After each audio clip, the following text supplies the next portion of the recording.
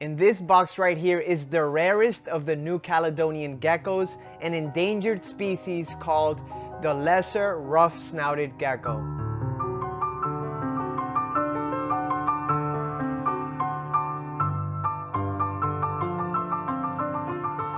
So the lesser rough-snouted gecko, also known as Rhacodactylus trachyrhynchus trachycephalalis or trachycephalus, is the rarest of the New Caledonian geckos, and it is actually endangered. This gecko was actually rediscovered by Philippe de Vosjoli and Frank Fast in 1995 on Isle E. Now, the reason why they named it Isle E is because they didn't want any of the smugglers to figure out which island the animal was on and then go into the island and start taking them.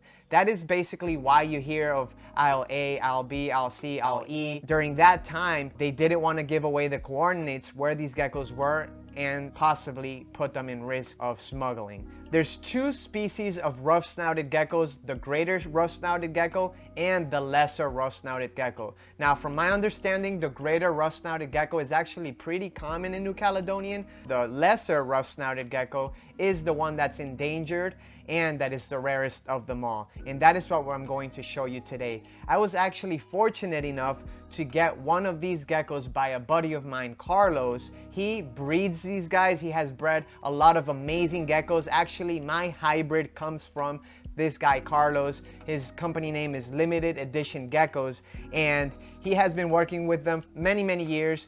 And he liked one of the geckos that I had. We worked something out and I ended up with this gecko. Having an endangered species of geckos, it's a huge responsibility, so I'm going to try to formulate a breeding program around them. When it comes to business, this is not really a animal that is it's not worth the business in that sense, because they only produce 1 or 2 babies a year. They give live birth. They're actually the only species of New Caledonian gecko that gives live birth. Because they give live birth, they only give live birth once a year, and many years they're on and they're off. There's still so much to learn about these geckos, but that is why I wanted to talk to you guys about them. And even in the Rack Bible, the Rhacodactylus Bible, there's not much information on them. We're gonna try to figure this thing out. You know, if you're a member of the channel, if you're joined this channel, you'll see the progression of this animal growing up, me trying to find a pair for it, and eventually, hopefully, breeding it. Wish me luck, guys. I am really excited to take on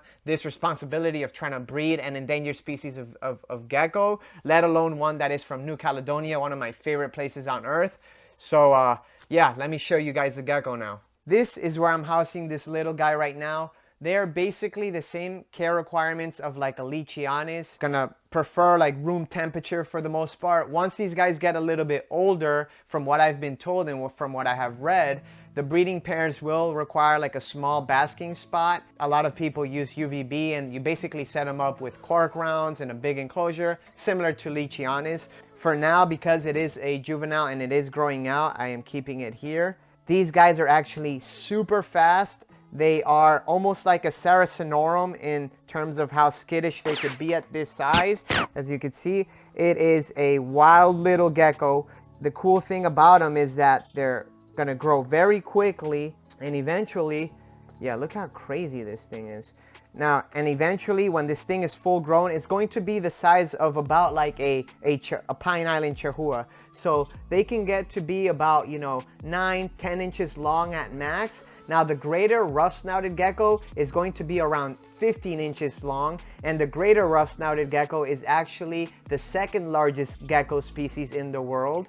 Or in New Caledonia, I should say. This little guy right here is very interesting because, you know, this particular species, they have observed that even in their enclosures, when you want to provide a big water bowl, because they will actually soak in there and they will kind of like swim around, which I found fascinating because none of the other New Caledonian geckos do that. But this little one tends to like to go in his little water bowl there. They are big insect eaters, so we feed them a large variety of insects. They're gonna reach sexual maturity in about 3 years. So let's not lose the endangered lizard. So yeah, and there it goes. Just a matter of time before I did that. Good thing I am experiencing the art of gecko jumping. Yeah, such an amazing little lizard. Something interesting about this lizard species that I read in the book is that Philippe and Frank Fast were actually finding them pretty much at eye level. Anything under 12 feet and under. They said that they didn't seem to pair bond, but from talking to other breeders that have worked with them in the past, it seems that once they put them together with the opposite sex, once they have a pair, they kind of like just leave them together, kind of like Lichianis. So when this little one gets up to size, I'm going to pair it up to how I do the Lichianis. I'm super excited to be working with this species. Is the first lesser or rough-snouted gecko period that I ever get. And I've been keeping New Caledonian geckos for over a decade, and to think that this is the first time I have this gecko is pretty exciting because it presents a list of new challenges of breeding, and is something that I definitely want to get going because they are endangered. So super excited to be working with this little guy, and I know that you guys are going to love to see this project grow, and then to eventually me pop out little babies of my own. Now, the lesser rough-snouted gecko and the greater rough-snouted gecko are both very, very long-lived gecko species. These guys will live upwards of 30 years, and I believe that there is even a zoo, I think San Diego Zoo might have one that's close to 40 years old.